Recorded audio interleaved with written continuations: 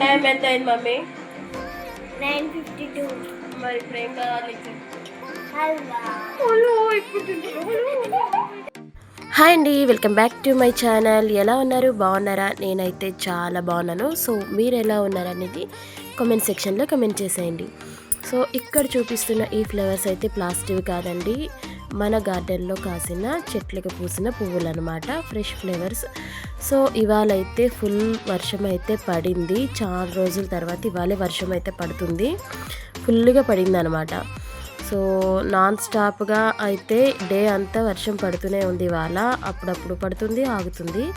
So చాలా రోజుల తర్వాత వర్షం పడింది, హ్యాపీగా అనిపించింది. సో నెక్స్ట్ వచ్చేసి మొన్న పిల్లలిద్దరూ స్లైమ్స్తో మనకి బొమ్మలు చేశారు కదా, నేను లాస్ట్ వీడియోలో చూపించాను. సో నేను నెక్స్ట్ వీడియోలో అవి చూపిస్తానని కూడా రోజు చెప్పాను. సో ఇగో చూసారా, ఆ బొమ్మలతో మా వాళ్ళు ఒక గ్రాఫ్టెడ్ అయితే తయారు చేస్తున్నారనమాట. మొత్తం అన్నీ కలిపి ఒక దాని మీద స్టిక్కీ చేసి ఒక డెకరేటింగ్ ఐటెం అయితే తయారు చేశారు. చాలా బాగుంది కదా. సో ఇవాళ వచ్చేసి నేనైతే పప్పు టమాటా అలాగే గోరుచిక్కుడికాయ ఫ్రై చేశాను. కొంచెం రైస్ అయితే పెట్టుకొని మా లంచ్ అయితే కంప్లీట్ చేసామన్నమాట. సో కర్రీ అయితే చాలా బాగుంది, ఫ్రై అయితే చాలా బాగుంది. ఇక ఈవినింగ్ వస్తూ మా హస్బెండ్ అయితే ఎప్పుడూ పిల్లలిద్దరికి 2 చాక్లెట్సే తెచ్చేటోళ్ళు. సో ఇవాళ ఏంటో స్పెషల్గా చాలా చాక్లెట్స్ అయితే పట్టుకొచ్చేసారు. ఇంక ఇక్కడ కనబడుతుంది చూసారా, వైట్ కలర్ చాక్లెట్. అందులో అయితే మాత్రం మొత్తం కోకోనట్ అనమాట. చాలా బాగుంది చాక్లెట్ ఇది, ఒకసారి ట్రై చేయండి. ఈ చాక్లెట్ అయితే లోపల 2 పీసెస్ ఉన్నాయి, పెద్దగా ఉంది కానీ 2 పీసెస్ ఉన్నాయి. మా ఆయన ఇంకా వీడియో తీస్తాను అంటే నేనేదో చాక్లెట్ యాడ్కి వీడియో షూట్ చేసుకునే దానిలాగా ఆయన చాక్లెట్ యాడ్ చేస్తున్నట్టు తీస్తున్నారనమాట. సో మనమేంటి తగ్గేది అని చెప్పి నేను కూడా సేమ్ అదే రీతిలో తిని చూపించాను. చాక్లెట్ అయితే మాత్రం చాలా బాగుంది. 2 పీసెస్ అయితే ఉంటాయి అన్నమాట.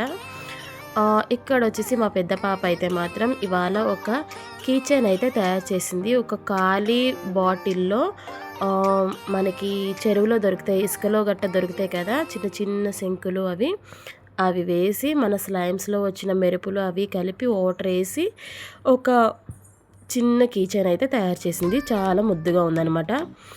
సో ఇక అయితే నైట్ అయిందండి. నైట్ ఎంత అయింది టైము అంటే ఇప్పుడు గెస్ట్ చేయగలరా, 9:59 అయింది.